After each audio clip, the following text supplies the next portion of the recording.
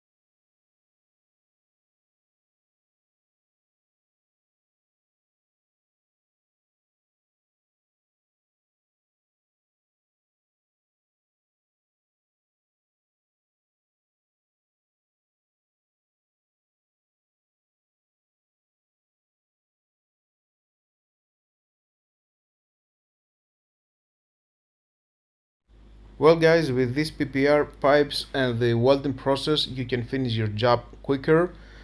Thumbs up. That is the easiest way to install your pipes into a new home and whenever it is your work. And with all that guys, this is in the end of the video. Thank you again for watching. Subscribe, share and hit the notification bell because more videos in the future are coming and you don't want to miss it. Have a nice and lovely day. Bye bye.